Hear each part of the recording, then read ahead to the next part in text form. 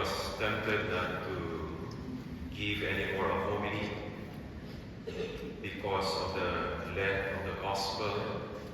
Then there was the blessing of the palms and the procession, and there is another activity after the Mass, the Pabasa, which is even longer than the Mass and the procession, blessing of palms combined. But knowing the importance of this day and the coming days, it would be irresponsible on my part as your priest if I will not say something about the meaning of the climax to Lent and about the celebration of the Paschal mystery, the high point of our liturgical year. The theme of this day and the coming days is very clear. Let me offer 3 reflections that we can focus on our own meditation in the coming days of Holy Week. First, the meaning and picture of God's love for us. Second, the logic of God's ways and purposes. And third, the meaning of salvation. First, the picture of God's love for each one of us. What Jesus experiences for us is a clear manifestation and demonstration of God's overwhelming love for each of us, not just for all humanity, but each person, you and me. And this is what we ponder on the days of the Holy Week. It must be real. When we think of this, when we reflect on this, it is meant to be real, not merely religious, pious, devotional, ritual. With the chaos, problems, and crises that are all around us, it would help us to see the bigger picture. I will explain. In about 7 weeks from now, I will be going back to the Philippines. And with all the crises happening now, I am really nervous. Just booking a flight is already a hassle. And every time I look at the church and the place where I will be going next, I could not avoid to think negative thoughts. What would be my life in this place?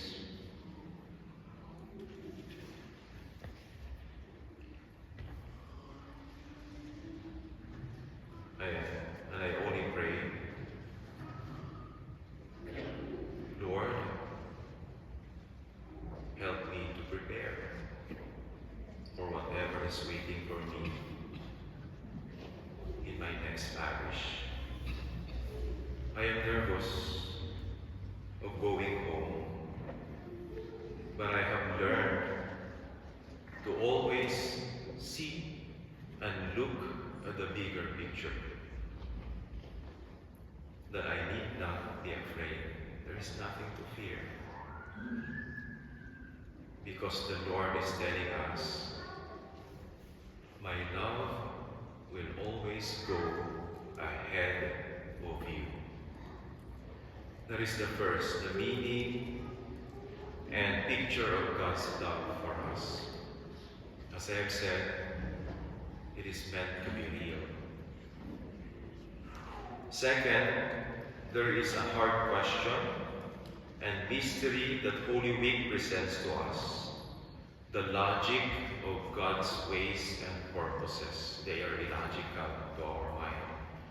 they do not make any sense. What I mean by this is that God could have chosen an easier way, a more convenient way to do this. Not the cross, not suffering, not death, not pain, not rejection, not betrayal, not shame. The question is, why did not God miraculously save Jesus from betrayal, from pain, from suffering, from crucifixion? Why? He could have easily destroyed, wiped out the bad people, the evil people who did this to him, as he did in Sodom and Gomorrah. It is difficult to understand this logic of God. Even I, as a priest, struggle a lot to understand this, the logic of God's ways and purposes in our lives.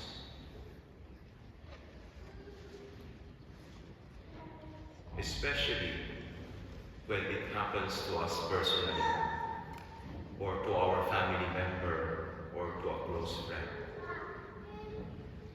And this is also the question that I am asking right now with our situation in the world. My prayer is, my Lord, why don't you do something now to create peace? In a world of war, please do something.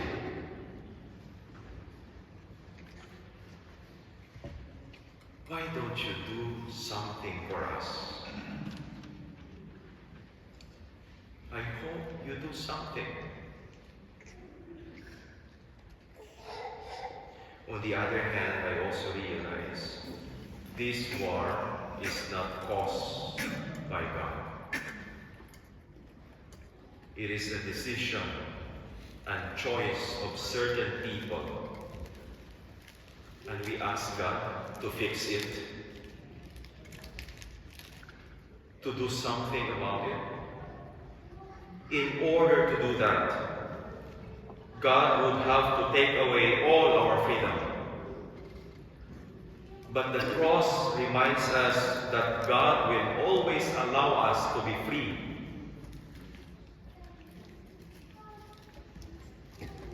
This war is a free choice. Lastly, the meaning of salvation. The ultimate question that we asked in Holy Week is, how did Jesus save us? Was it because he suffered a lot? Was it because he died for us? Was it because he made the ultimate sacrifice in our place? The second reading today from the letter of Paul to the Philippians can help us understand. St. Paul explains, he emptied himself, taking the form of a slave, coming in human likeness. He humbled himself, becoming obedient to the point of death, even death on the cross. Because of this, God exalted him. That is the answer. He emptied himself totally, and in doing so, he was filled with the Spirit of the Father, with the Spirit of God. In other words, in simple words, Jesus let go of everything.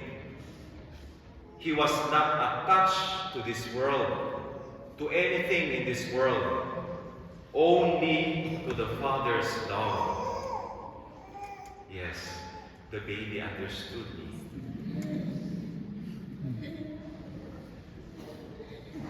And this is what is hard for us to do, to let go. To let go of our attachment to this life, to this world, and everything in this world. In today's Gospel reading, Matthew says, at the moment of his death, Jesus breathed his last. That means he gave up everything. And by giving up everything, there was the Father's love that filled him. And the proof of that love, in the end, is the resurrection. The same happened to the disciples. The disciples ran away. They avoided the road where Jesus would walk. They ran away from Jesus. They ran away from suffering. They ran away from the cross. They ran away from death. As a consequence, they were filled with so much fear. They were afraid to die. And so they went to hide. They went to hide in an enclosure, very small space.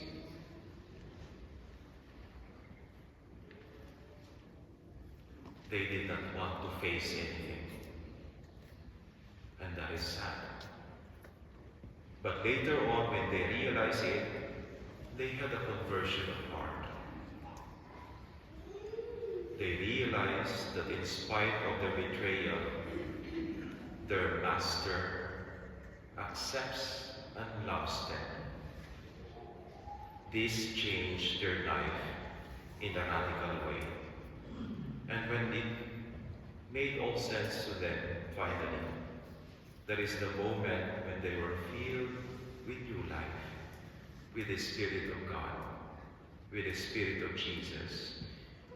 My dear friends, it is only when we learn to let go that we will be filled with new life, with the Spirit of God, with the Spirit of Jesus. That is the meaning of salvation. Jesus saved us by inviting us to follow his way and example, to let go, trust God in the path and in the process. Put our life in the Father's love, and he will fill our life with meaning, with courage, with joy. If you ask me, how do I feel? What do I feel every time I look at the picture? I just pray